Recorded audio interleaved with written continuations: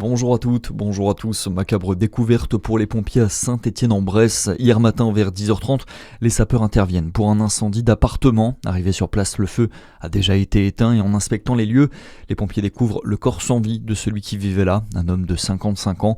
On ignore pour le moment toujours les raisons de son décès ou encore les causes exactes du départ de feu.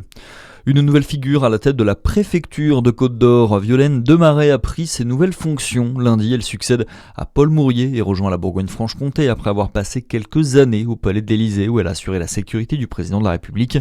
Première cérémonie officielle en terre dijonnaise pour la haut fonctionnaire. Premier micro tendu pour recueillir ses impressions. Écoutez. Je suis ravie, j'ai un accueil qui est excellent.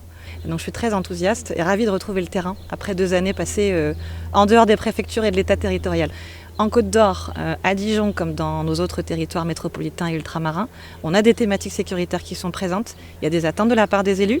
Il y a aussi des bilans très positifs que les élus partagent avec moi, que manifestement les habitants partagent avec eux. Et comme c'est pour les habitants qu'on est là, ça tombe plutôt bien. Donc moi, je vais aller valoriser ce qui a été fait dans la continuité de mes prédécesseurs, remercier les équipes, et puis évidemment les encourager à continuer. Des propos recueillis par Charlie Chevasson. La direction de la société Air Bourgeois à Besançon a invité ses salariés à cesser le travail. Hier, un débrayage d'1 heure suite à un appel de la Fédération européenne des industriels de construction de moteurs électriques. Les sociétés du secteur s'inquiètent de l'instabilité économique qui les touche actuellement.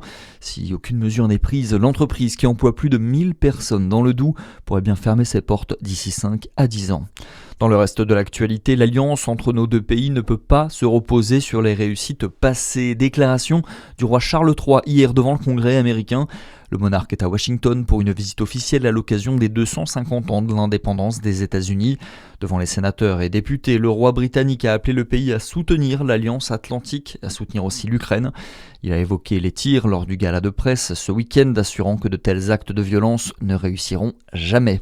En France, elle souhaite une première lecture au Sénat avant l'été. Aurore Berger veut remettre sur la table la loi Yadan.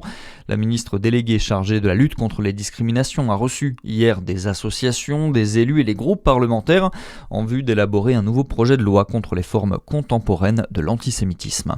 Et puis le sport, le football, victoire du Paris Saint-Germain en demi-finale allée de la Ligue des Champions. Hier, une victoire 5-4 sur la pelouse du Parc des Princes.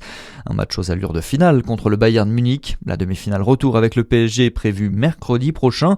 Et de l'autre côté du tableau, dans l'autre demi-finale allée, l'Atlético Madrid fait face à Arsenal. Le coup d'envoi du match, c'est ce soir. Rendez-vous à 21h. Voilà, c'est tout pour l'essentiel de l'actualité. Merci d'être avec nous. À suivre votre météo sur Fréquence Plus.